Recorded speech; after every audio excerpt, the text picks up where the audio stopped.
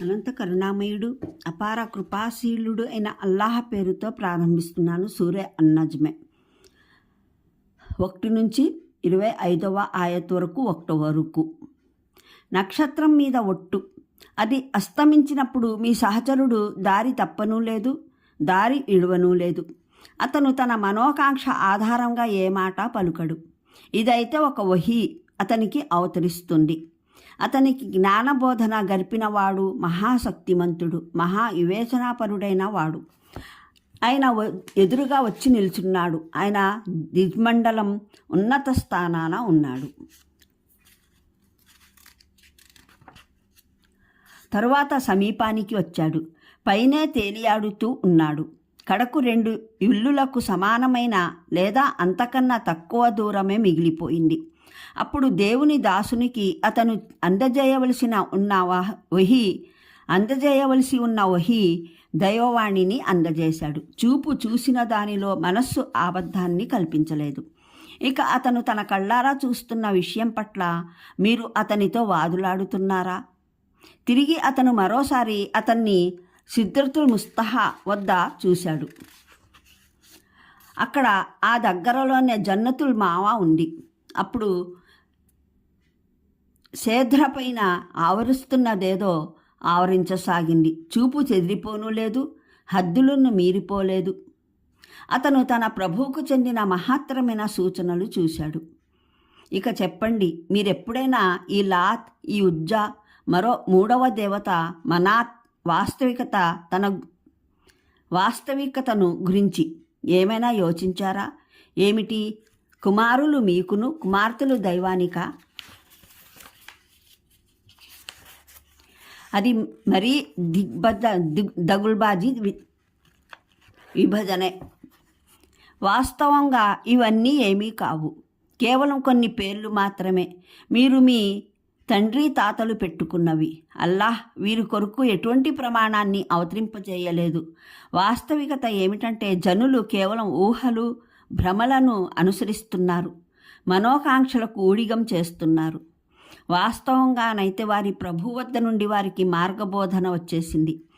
మనిషి తాను కోరుకున్నదే అతనికి ధర్మమైపోతుందా? ఇహపరలోకాల స్వామి అయితే ఒక అల్లాహ్ మాత్రమే.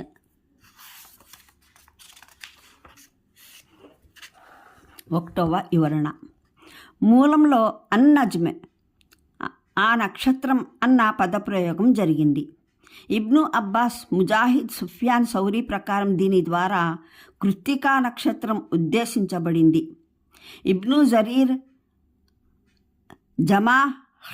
జమఖ్షరీ కూడా ఇదే భావానికి ప్రాధాన్యతనిచ్చారు. అరబీ భాషలో మరే వివరణ లేకుండా కేవలం అన్నజ్మె అన్న పదం పలికితే సాధారణంగా సురయ్య, కృత్తిక నక్షత్రంగానే భావించబడుతుంది.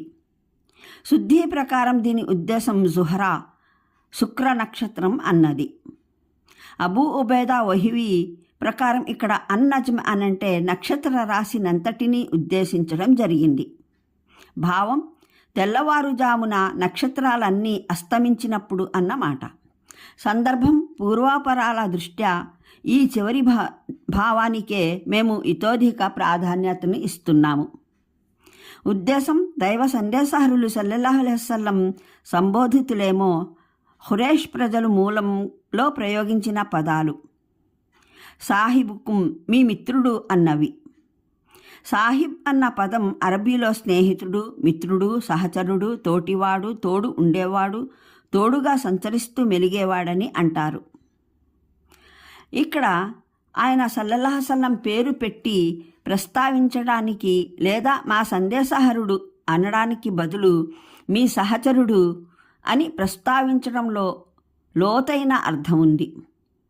దీని ద్వారా ఖురేష్కు గుర్తు చేస్తున్న విషయం, మీతో ప్రస్తావిస్తున్న వ్యక్తి ఎవరో బయటి నుండి వచ్చిన అపరిచిత వ్యక్తి కాదు. ముందు నుంచే మీరు ఎరుగనివాడేమీ కాదు. స్వయంగా మీ జాతిలోని వ్యక్తి. మీతో పాటే నివసిస్తాడు, సంచరిస్తాడు. మీలోని ప్రతి చిన్న పిల్లవానికి తెలుసు అతనెవరో, ఏమిటో, ఎటువంటి శీల స్వభావాలు గలవాడో అన్న విషయాలు. ఇంకా అతని వ్యవహారాలు ఎలా ఉంటాయో అతని అలవాట్లు లక్షణాలు ఎలాంటివో, నేటి వరకు మీ మధ్య అతని జీవితం ఎలా సాగిందో అంతా మీకు తెలిసిందే. అతన్ని గురించి ఎవరన్నా ఏమన్నా నోరు తెరిచి పలికారంటే మీలో వేలాది జనులున్నారు అతన్ని ఎరిగినవారు. ఆ మాట అతనికి అతుకుతుందా లేదా అని స్వయంగానే చూడగలుగుతారు కూడా. ఇది అసలు విషయం. దీని కొరకే అస్తమించే నక్షత్రం లేదా నక్షత్రాలను గురించి ప్రమాణం చేయడం జరిగింది. దారి తప్పడం అంటే వ్యక్తి దారి తెలియకపోవడం చేత ఏదైనా తప్పు దారిన సాగిపోవడం. దారి విడవటం అంటే వ్యక్తి తెలిసే అర్థం చేసుకొని ఇష్టపూర్వకంగా తప్పుడు దారిని అవలంబించడం. దైవ ఆదేశానికి భావం ఏమిటంటే, మహానీయ ముహమ్మద్ సల్లల్లాహు అలైహి వసల్లం మీరు బాగా ఎరిగిన వ్యక్తి. ఆయన మార్గవిహీనుడు అయ్యారని లేదా అపమార్గాన్ని పట్టారని మీరు ఈయన్ని గురించి ఆరోపించడం పూర్తిగా తప్పు. వాస్తవానికి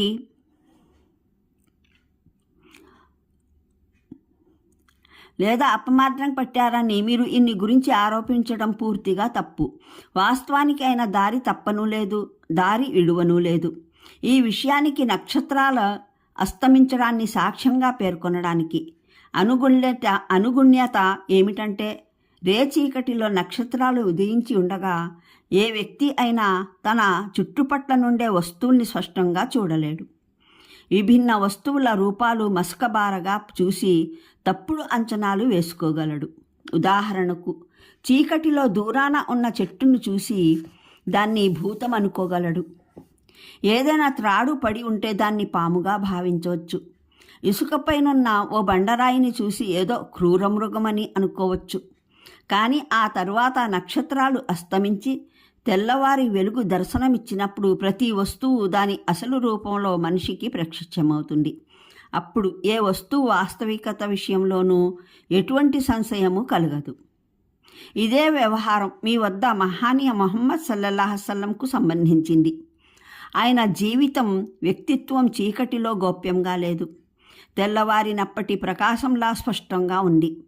మీకు తెలుసు, ఈ మిత్రుడు అత్యంత సౌజన్య నైజం గల బుద్ధిమంతుడు, మేధావి అని. ఇతని గురించి ఖురేష్కు చెందిన ఏ వ్యక్తికైనా అతను దారి తప్పాడన్న అపోహ ఎలా కలుగుతుంది? అతను అత్యుత్తమ రీతిలో సదాచారుడు, సంకల్ప నిరతుడు, నిజాయితీపరుడన్న విషయము మీకు తెలిసినదే. ఇటువంటి ఈ వ్యక్తి కావాలని ఉద్దేశపూర్వకంగా స్వయంగానూ అపమార్గాన్ని అవలంబిస్తున్నాడని, అంతేకాక ఇతరుల్ని ఆ వక్రమార్గం వైపునకు ఆహ్వానిస్తున్నాడని ఎవడైనా ఎలా అభిప్రాయపడగలడు? భావం ఏమిటంటే, ఏ విషయాల వల్ల మీరు ఆయన మార్గ విహీనుడయ్యారని లేదా అపమార్గం పట్టాడని నిందా ఆరోపణ చేస్తున్నారో అవి అతను తన మనస్సులో కల్పించుకున్నవి కావు, లేదా వాటి ప్రేరణ స్వయంగా అతని మనోవాంఛలు కావు. నిజానికి అవి అతనికి దైవం తరపున వహీ ద్వారా అవతరింపజేయబడ్డాయి, ఇంకా అవతరిస్తూనే ఉన్నాయి. అతను స్వయంగా ప్రవక్త కాగోరలేదు. అతను తన మనోకాంక్షను నెరవేర్చుకునేందుకు ఈ దైవ దౌత్యపు దావా చేశారు అనడానికి. నిజానికి దైవం అతన్ని వహీ ద్వారా ఈ బాధ్యతపైన నియోగించినప్పుడు అతను మీ మధ్య దైవ దౌత్యాన్ని ప్రసారం చేయడానికి లేచాడు. అప్పుడే అతను మీకు చెప్పాడు, తాను మీ దేవుని ప్రవక్తనని ప్రకటించాడు.